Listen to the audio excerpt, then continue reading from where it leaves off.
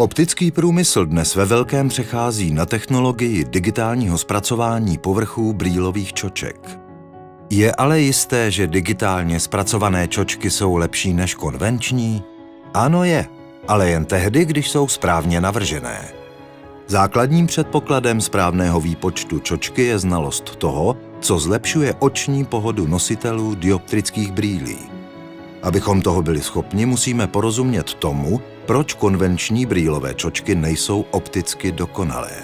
Účinnost čočky klesá, jakmile se díváme mimo její optický střed. To je způsobeno jevem, kterému říkáme sférická aberace. Světelné paprsky se na okraji čočky lámou víc než poblíž optické osy. Takové paprsky se nezaostří na sítnici. Kvalita vidění je tedy prokazatelně horší. To nastane pokaždé, když se podíváme směrem do stran. Při vysokých dioptrických hodnotách a zakřivených obroučkách je tento nepříjemný efekt ještě horší. Proto jsme vyvinuli Digital Ray Path, soustavu matematických metod, kterými lze vypočítat optimální zakřivení povrchu čočky pro každého nositele.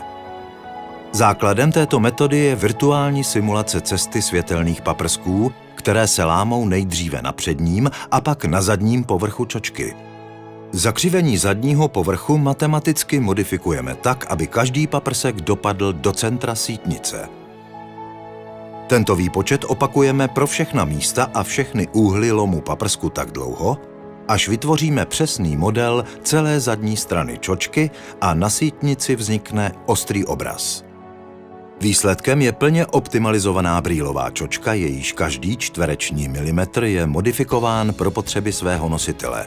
Čočka, která má správnou dioptrickou sílu v každém směru.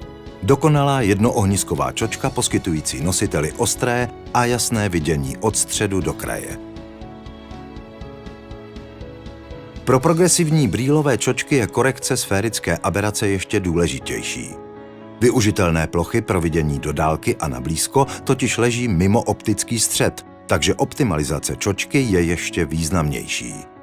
Stejně jako u jednoohniskových čoček je optimalizace založená na metodě Digital Ray Path, která je rozšířená o simulaci vidění do dálky, na střední vzdálenost a na blízko.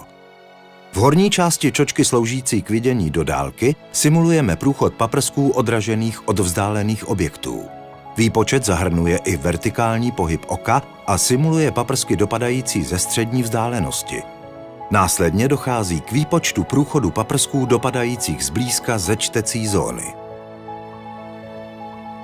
Metoda sledování paprsku je rozšířena o tzv. Prostorový objekt. Tento matematický model simuluje tisíce paprsků procházejících přední a zadní stranou čočky z různých směrů. Zadní povrch čočky je během tohoto procesu optimalizován. Optimalizace progresivních čoček pro moderní vrtané nebo sportovní brýle s velkým zakřivením je prakticky nezbytná. Čočka je u těchto obrouček často deformovaná směrem k oku, což podstatně mění úhel pohledu skrz zóny na dálku a na blízko.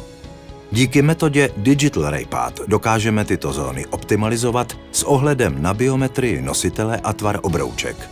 Výsledkem je pohodlné vidění jak do dálky, tak na blízko. Přesnost, oční pohoda a estetický dojem jsou tak sladěny v dokonalou kombinaci.